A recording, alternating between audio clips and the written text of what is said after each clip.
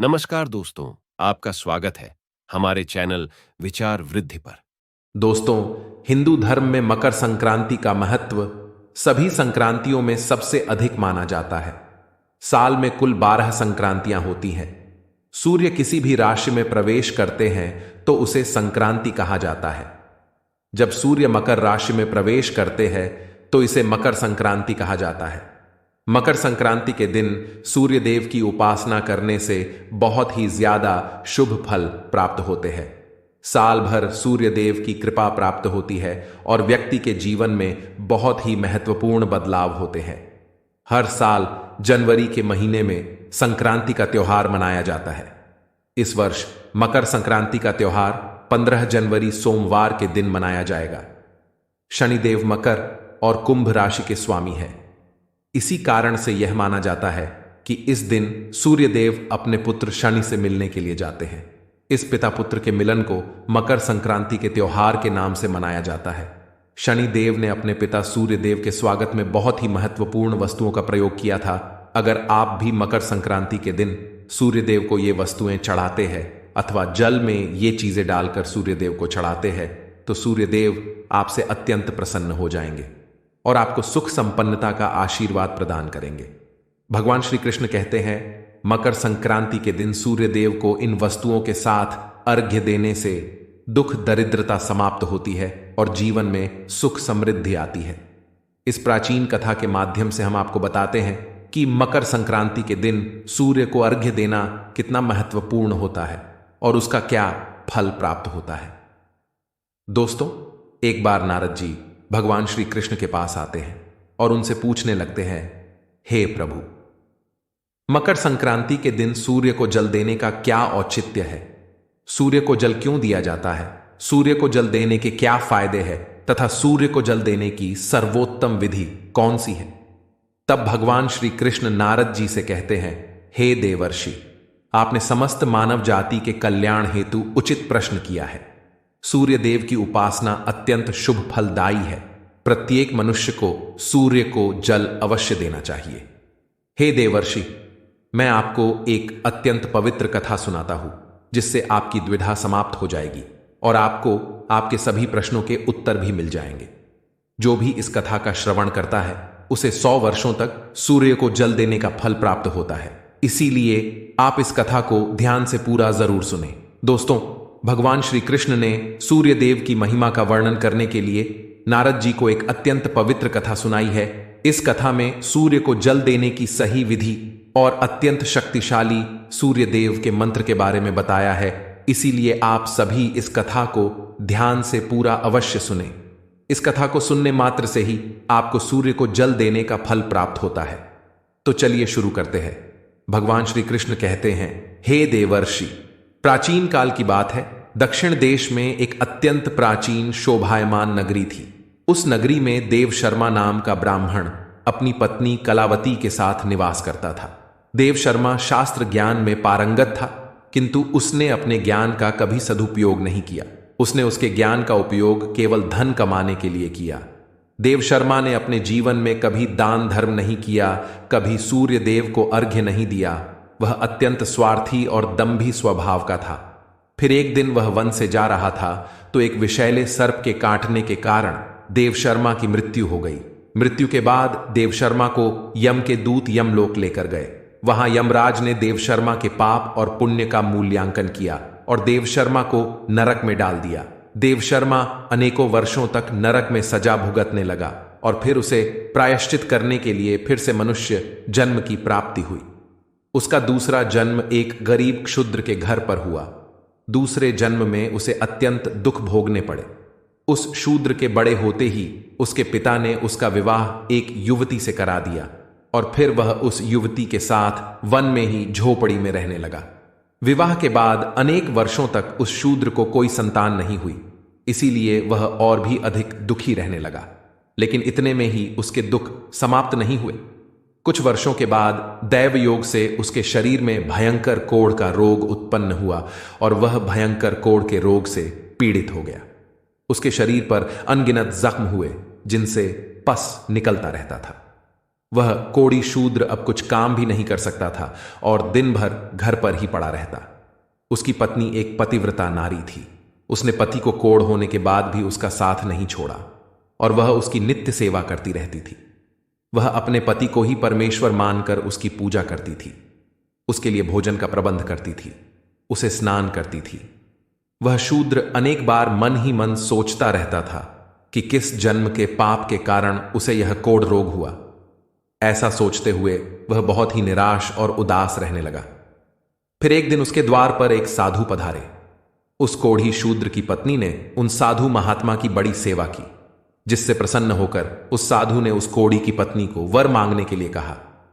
तो कोढ़ी की पत्नी ने कहा, हे महात्मा, मेरे लिए मेरे पति ही सर्वस्व है, वही मेरे स्वामी है, अतः आपसे विनती है कि मेरे पति का रोग दूर करे और उन्हें पहले के जैसा बना दे। इस पर उस साधु महात्मा ने कहा, हे देवी, यह रोग तुम्हारे पति को उसके पिछले जन्म के कर्मों के कारण प्राप्त हुआ है। यही विधि का विधान है, मैं इसमें हस्तक्षेप नहीं कर सकता। ईश्वर मनुष्य को उसके पाप कर्मों का दंड अवश्य देते हैं, कोई भी इससे चूक नहीं सकता, किंतु मैं तुम्हें इसका उपाय बता सकता हूं। इस रोग से बचने के लिए केवल एक ही उपाय है, तुम अपने पति को लेकर सूर्य देव की शरण में जाओ, सूर्य देव की नित्य उपासना करो। सूर्य देव की कृपा से तुम्हारा पति कोढ़ से मुक्त हो जाएगा और उसे कामदेव के समान सुंदर रूप प्राप्त होगा। फिर उस साधु महात्मा ने उस स्त्री को सूर्य देव की उपासना की विधि बताई। उस विधि को जानकर उस कोढ़ी की पत्नी ने अपने पति के साथ मिलकर पूरी निष्ठा और श्रद्धा से सूर्य देव की उपासना की और देखते ही देखते कुछ ही दिनों में उसका पति पूरी तरह से ठीक हो गया। वह कोढ़ के रोग से पूरी तरह से मुक्त हो गया और सूर्य देव की कृपा से उसे सुंदर रूप, बलवान शरीर तथा धन संपत्ति की प्राप्ति हुई और वह कोढ़ी शूद्र बहुत धनवान बन गया। हे नारद, अब मैं तुम्हें सूर्य देव को प्रसन्न करने की विधि और मंत्र के बारे में बताता हूं, जिसे करने से मनुष्य के सभी रोग नष्ट होते हैं, उसे उत्तम स्वास्थ्य और सुख समृद्धि की प्राप्ति होती है। रोज सूर्य देव को जल चढ़ाना एक ऐसा नियम है जो मनुष्य के जीवन में बहुत बड़ा बदलाव ला सकता है। सूर्य देव प्रकाश, सकारात्मकता, इंद्रिय संयम, ऊर्जा आदि के देवता है। सूर्य देव को मात्र जल चढ़ाने से सभी संकट दूर हो सकते हैं। हर समस्या का समाधान सूर्य को जल अर्पण करने से ही प्राप्त हो सकता है। सूर्य देवता की उपासना करने से आत्मा की शुद्धि होती है और मनोबल बढ़ता है। सूर्योदय के समय सूर्य की किरणों से वातावरण पवित्र और सकारात्मक बन जाता है। यदि प्रतिदिन सुबह स्नान करके सूर्य देवता को मंत्रों का उच्चारण करते हुए जल चढ़ाते हैं तो इसके कई फायदे होंगे। कुंडली में अन्य ग्रहों की तरह ही सूर्य के शुभ या अशुभ स्थिति में होने से जीवन पर भी इसका शुभ या अशुभ प्रभाव पड़ता है। कुंडली में सूर्य यदि शुभ स्थिति में होता है तो समाज में भरपूर मान सम्मान, यश और प्रसिद्धि मिलती है। वहीं कुंडली में यदि सूर्य अशुभ स्थिति में हो तो इसके विपरीत परिणाम मिलते हैं। इसलिए कुंडली में यदि सूर्य की स्थिति मजबूत करनी है तो कुछ चीजें पानी में डालकर सूर्य देव को अर्घ्य देने से शुभ परिणाम प्राप्त होते हैं। अर्घ्य देने से तात्पर्य यह है कि सूर्य देवता को भक्ति भाव से जल अर्पण करना। यह जल आप दोनों हाथों की ओंजल बनाकर या तांबे के पात्र में शुद्ध जल भरकर उसे सूर्य देवता को समर्पित करें। लेकिन ध्यान रहे कि यदि हाथों की ओंजल बनाकर सूर्य देवता को अर्घ्य दे रहे हैं तो अपने हाथों की तर्जनी और अंगूठे को एक दूसरे से जोड़कर ना रखें, यानी कि एक दूसरे का स्पर्श ना होने दें। दोनों हाथों के अंगूठों को फैलाकर रखें। यदि हम तर्जनी और अंगूठे को जोड़कर रखते हैं तो यह राक्षसी मुद्रा बन जाती है और इस मुद्रा में सूर्य को अर्घ्य देना अशुभ माना जाता है। यदि आप पात्र में जल भरकर सूर्य देवता को अर्घ्य दे रहे हैं तो भी उस पात्र को दोनों हाथों के अंगूठे का स्पर्श ना हो, इसका ध्यान रखें। अर्घ्य देते समय अपने दोनों हाथों को ऊपर उठाकर पात्र को पकड़े और सिर झुकाकर रखें। सूर्य देवता को अर्घ्य हमेशा सूर्योदय के समय देना चाहिए। उगते हुए सूर्य की उपासना करना हमेशा ही शुभ होता है। सूर्योदय के 2 घंटे बाद अर्घ्य देने का कोई भी औचित्य नहीं होता है। यदि किसी कारणवश आप सूर्योदय के समय अर्घ्य ना दे सके तो 3 बार अर्घ्य देने के बजाय 4 बार अर्घ्य दें और सूर्य देवता से क्षमा मांग लें। इससे दोष कम हो जाता है। सूर्य को जल तांबे के पात्र में ही देना चाहिए। तांबा को सूर्य देव की प्रिय धातु माना गया है, इसीलिए सूर्य को जल देने के लिए केवल तांबे से बने पात्र का ही प्रयोग करना चाहिए। अन्य धातुओं से बने पात्रों में सूर्य को अर्घ्य देने से कोई लाभ प्राप्त नहीं होता है। परमात्मा ने सूर्य को जगत में प्रकाश करने, संचालन करने, अपने तेज से शरीर में ज्योति प्रदान करने तथा जठराग्नि के रूप में आमाशय में अन्न को पचाने का कार्य सौंपा है। इसी कारण से तांबे के पात्र में रखे जल को पीने से व्यक्ति पेट से जुड़े रोगों से भी मुक्त हो जाता है। उस तांबे के पात्र में गंगा जल या पवित्र नदियों का जल भरें। यदि ऐसा संभव नहीं है तो शुद्ध जल का प्रयोग करें। मात्र जल से कभी भी अर्घ्य नहीं देना चाहिए। जल के पात्र में जल के साथ मुख्य रूप से कोई भी लाल फूल, लाल चंदन और अक्षत जरूर डालें।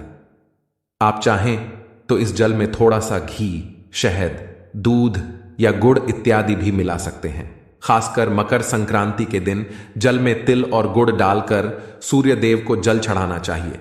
शनिदेव तिल और गुड़ से ही सूर्य देव का स्वागत किया था। अगर आप भी सूर्य देव को इस प्रकार से अर्घ्य देंगे तो निश्चित है सूर्य देव आपकी मनोकामनाओं को पूर्ण करेंगे। सूर्य देव को अर्घ्य देने का सही समय तब होता है जब सूर्य लालिमा लिए हो, अर्थात जब प्रातःकाल में सूर्य लाल रंग का दिखाई दे तो उस समय अर्घ्य देना सर्वश्रेष्ठ फल देता है। मित्रों, यदि सूर्य को अर्घ्य देने का संकल्प लिया है तो यह संकल्प कभी नहीं तोड़ना चाहिए। जितने दिनों का भी संकल्प लिया हो उतने दिन सूर्य को अर्घ्य अवश्य देना चाहिए। यदि आप संकल्प को पूरा नहीं कर सकते तो ऐसा संकल्प नहीं करना चाहिए, इससे सूर्य देव रुष्ट हो जाते हैं। भगवान श्री कृष्ण ने सूर्य देव को जल देने का मंत्र बताया है जिसका उच्चारण अवश्य ही करना चाहिए। वह मंत्र इस प्रकार है, ओम खकोलकाय नमः। इसके अलावा ओम घृणी सूर्याय नमः, इस मंत्र का जाप भी कर सकते हैं। इस मंत्र का उच्चारण करके सूर्य को जल देने से दरिद्रता का अंत होता है और व्यक्ति को सुख समृद्धि की प्राप्ति होती है। दोस्तों, सूर्य देव की महिमा अपरंपार है और प्रतिदिन ही हमें उनका आभार मानना चाहिए। परंतु शास्त्रों में मुख्य रूप से मकर संक्रांति के दिन का महत्व अधिक होता है। इसलिए अपनी कुंडली से सूर्य दोष को दूर करने के लिए मकर संक्रांति के दिन विशेष रूप से सूर्य देवता का उपवास रखना चाहिए और सूर्य से संबंधित वस्तुओं का दान करना चाहिए। सूर्य देव से संबंधित वस्तुएं हैं तांबा, गेहूं, गुड़, चंदन तथा पीले रंग के वस्त्र आदि। इन वस्तुओं का मकर संक्रांति के दिन दान करने से व्यक्ति के सभी दुखों का अंत होता है। यदि व्यक्ति बीमार है अथवा घर में सूतक है या अन्य कोई समस्या है जिसके कारण वह सूर्य देव को अर्घ्य नहीं दे पा रहे हैं तो इसके लिए शास्त्रों में मानस पूजा का प्रावधान किया गया है, यानी कि मनुष्य अपने मन में ही सूर्य देव को अर्घ्य दे सकते हैं।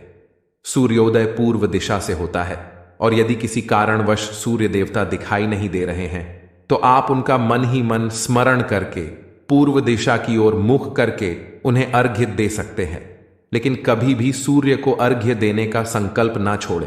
तो दोस्तों, इस प्रकार से आप भी सूर्य देव को अर्घ्य देकर सूर्य देव की कृपा प्राप्त करें। आपको यह कथा कैसी लगी कमेंट करके जरूर बताएं। जानकारी अच्छी लगी तो वीडियो को लाइक जरूर करें। कमेंट में जय सूर्य देव और जय श्री कृष्ण जरूर लिखें। साथ ही चैनल को सब्सक्राइब करें। आप सभी का धन्यवाद।